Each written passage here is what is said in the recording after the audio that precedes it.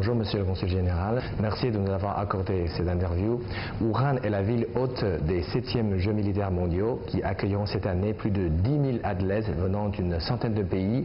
On peut dire que c'est presque 2 fois plus de participants qu'en 2005. Tout d'abord, comment entrevoyez-vous les préparatifs de la ville de Wuhan pour ces Jeux qui auront lieu du 18 au 27 octobre? Alors effectivement, les 7e Jeux mondiaux militaires sont un très grand événement sportif, sont un grand événement pour la Chine. C'est la première fois que ces Jeux vont être organisés de manière aussi grandiose dans un pays. Et nous aurons une délégation française de plus de 400 personnes, athlètes et dirigeants et techniciens avec eux. Alors, moi qui vis à Wuhan maintenant depuis 2 ans, lors des 6 derniers mois, nous avons vu des transformations assez spectaculaires dans la ville de Wuhan.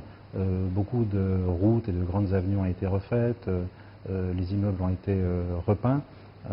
La ville de Wuhan a rénové beaucoup d'endroits de lieux sportifs et a construit de nouveaux lieux sportifs. Je crois qu'il y a 26 lieux pour pratiquer ces sports, dont la moitié sont tout neufs.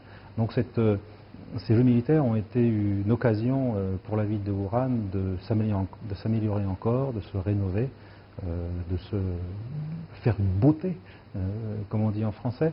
C'est souvent le but de ces grands événements internationaux et notamment des événements sportifs. Vous savez que Paris va accueillir les Jeux Olympiques de 2024 et c'est aussi l'occasion de construire de nouvelles infrastructures qui vont servir pendant les Jeux, mais surtout à la population locale après les Jeux.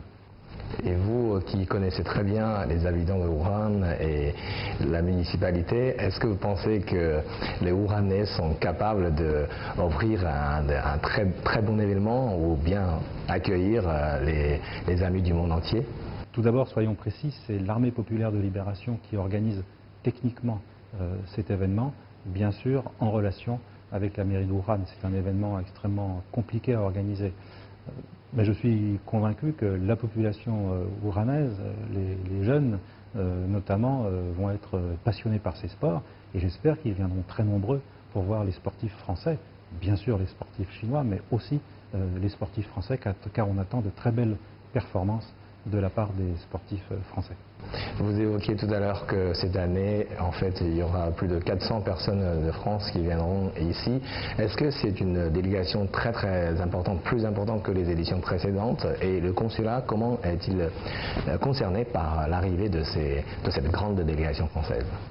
Ce qu'il faut savoir, c'est que plus de la moitié des sportifs olympiques français sont sous statut militaire. Ça leur permet de pouvoir s'entraîner continuellement à l'année, d'avoir un salaire, d'avoir une protection sociale, etc. Car pratiquer un sport de manière amateur au niveau olympique, c'est extrêmement compliqué. Donc l'armée leur fournit les moyens de s'entraîner. Donc ils sont prêts et pour eux, les JO militaires de Wuhan, c'est une manière de préparer les JO de l'année prochaine à Tokyo. C'est donc un enjeu extrêmement important pour les sportifs militaires français et c'est la raison pour laquelle ils sont venus si nombreux à Wuhan. Nous sommes en contact quotidien avec la délégation française car comprenez qu'organiser la venue de 400 personnes, c'est pas toujours simple, surtout que ce sont des sportifs, donc ils sont jeunes, ils sont pleins de vie, ils sont dynamiques, tout ça. Donc on va leur organiser des rencontres avec la communauté française, ou avec des sportifs chinois, avec la population locale de Wuhan, afin qu'ils puissent dialoguer, rencontrer les gens, parler de leur sport. Parce que l'esprit de ces Jeux militaires, c'est avant tout l'amitié et la fraternité. En outre, c'est la première fois que ces Jeux militaires sont organisés de manière aussi importante dans une seule ville, avec 26 compétitions, et les Français seront présents dans 24 compétitions, avec des équipements qui sont des équipements de niveau international. C'est donc pour nous une excellente occasion, à la fois de faire briller le sport militaire français à l'occasion de ces 7e Jeux militaires, mais aussi de se préparer, c'est une grande répétition générale pour les JO de Tokyo. Donc je crois que le choix de la Chine et le choix de Wuhan pour organiser ces Jeux était un très bon choix.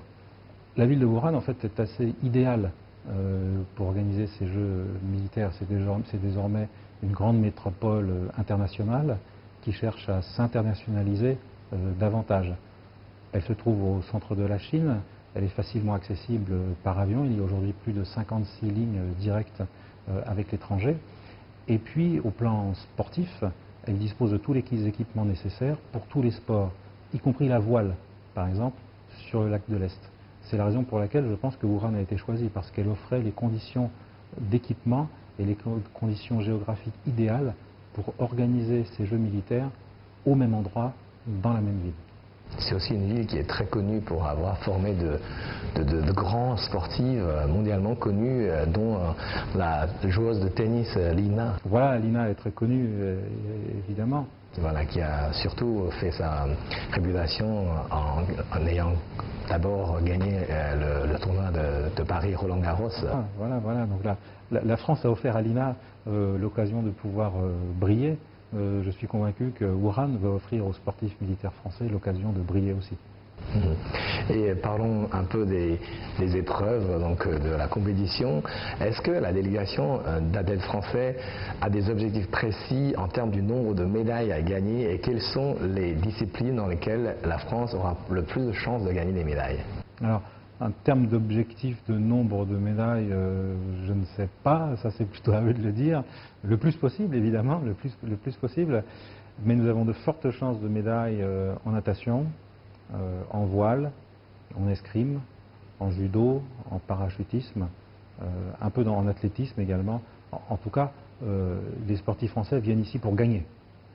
Ils viennent pour participer, mais ils viennent aussi pour gagner. Donc ils vont faire le meilleur pour pouvoir remporter le plus de médailles possible. On leur souhaite la bonne chance alors. On souhaite la bonne chance à tous les participants. Il faut peut-être revenir sur l'histoire de ces Jeux militaires qui ont été créés en 1946 sur une initiative franco-allemande. Bien sûr, je ne vais pas refaire l'histoire, mais vous connaissez l'histoire tragique des guerres du XXe siècle. Et l'idée, à l'origine, de la France et de l'Allemagne, était de faire en sorte que les militaires puissent se rencontrer sur un terrain de sport plutôt que sur un champ de bataille. C'est-à-dire créer une solidarité, une fraternité entre les militaires des pays qui avaient participé à la Seconde Guerre mondiale.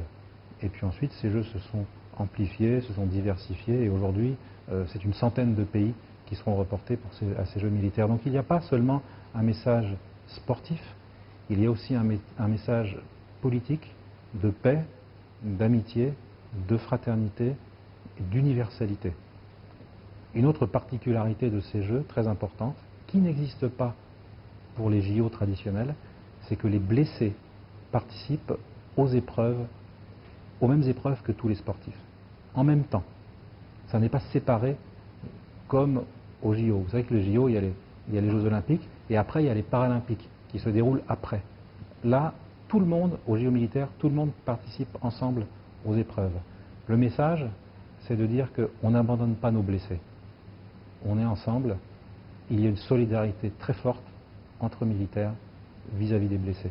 Je trouve que c'est un message qui est très beau et très important, et je crois que nous devons méditer aussi dans la société de tous les jours, vis-à-vis des personnes handicapées, par exemple, que nous devons aider en les intégrant davantage dans nos sociétés.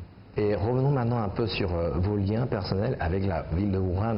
Je sais que vous avez découvert la ville de Wuhan la première fois il y a 20 ans, et vous y êtes revenu maintenant, en fait, il y a 2 ans en tant que consul général.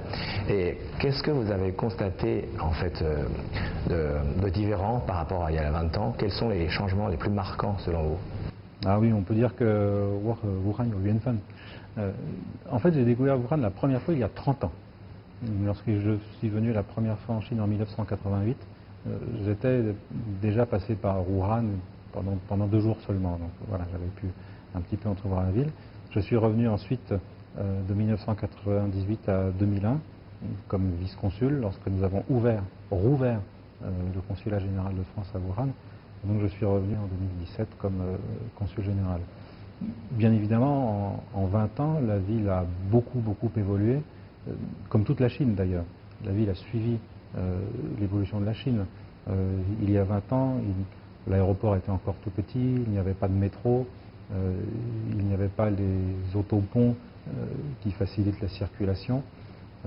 La ville était beaucoup moins belle, elle a été considérablement embellie, améliorée, beaucoup plus d'espaces verts. Donc c'est une ville très très différente de celle que j'ai connue il y a 20 ans. Mais les Jogamiennes sont toujours aussi bonnes et les Ouranais sont toujours aussi chaleureux. Parfois un peu rudes, mais très francs, très chaleureux, et j'avoue que j'aime beaucoup travailler et vivre à Ouran.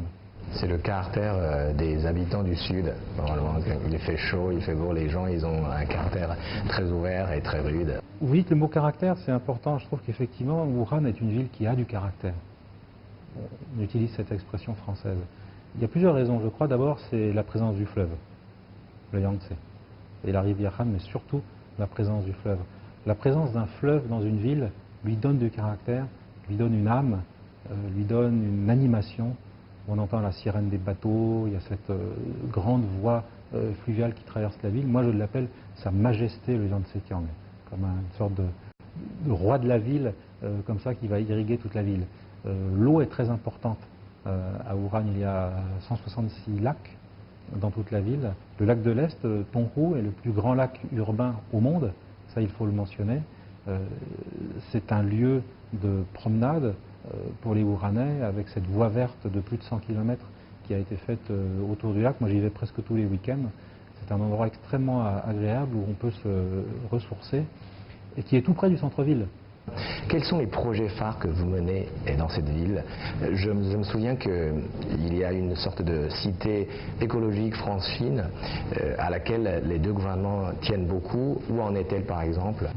Alors, la raison de l'installation du consulat général de France à Ouran en 1998 était d'abord en appui aux entreprises françaises, notamment un grand constructeur automobile français qui s'est installé à Ouran à partir de 1996. Qui est aujourd'hui le groupe PSA, qui a été rejoint en 2014 par Renault. Et autour de cette grande entreprise constructeur automobile français se sont installés une trentaine d'équipementiers automobiles français. Donc nous avons une forte présence avec une centaine d'entreprises françaises ou à capitaux français ici à Ouran, dont presque la moitié travaille dans le domaine de l'industrie et de l'automobile. Donc ça, c'est extrêmement important. Nous avons aussi de nombreux projets dans le domaine éducatif. Nous avons notamment ici à Ouran 2 instituts franco-chinois, dont un qui vient d'être créé très récemment. Les instituts franco-chinois sont les formes les plus abouties de la coopération universitaire. Ils permettent de délivrer des doubles diplômes, à la fois valables en France et en Chine, mais au niveau international, dans des domaines de pointe. Nous avons aussi de nombreux projets culturels. Tous les ans, nous organisons le festival Croisement ici à Ouran sur une période de 2 mois. Ce sont des expositions de peinture, de photos, des conférences. La deuxième chose, c'est que vous évoquez effectivement la ville franco-chinoise écologique de Zhaidian, qui est un district de Ouran. C'est un projet qui a été signé en présence des 2 présidents de la République en 2014 et aujourd'hui qui entre dans une phase de réalisation. Une dizaine d'entreprises françaises ont participé au niveau des études et avec différents projets qui sont encore des petits projets, mais la ville aujourd'hui va commencer l'étape de la construction et mon objectif est d'amener davantage d'entreprises françaises à Zhaidian pour proposer des technologies, notamment dans le domaine de la construction, de la gestion de la ville, de l'énergie, de la gestion des déchets, pour faire de Zhaidian une ville réellement durable et écologique. Ce projet est extrêmement important pour servir d'exemple à la fois pour la Chine, mais pourquoi pas pour le monde. D'ici 2030-2050, plus de 70% de la population mondiale vivra dans des villes. Et nous devons trouver des modes d'existence et des modes de fonctionnement urbains qui sont écologiques, respectueux de l'environnement, économiques en énergie, en déchets, etc. Donc c'est un enjeu capital, un enjeu extrêmement important et nous allons faire tous nos efforts pour qu'il soit réussi. Merci beaucoup, Monsieur le Consul Général, de nous avoir accordé cette interview. Merci beaucoup à vous et je souhaite un plein succès aux Jeux mondiaux militaires de Ouran.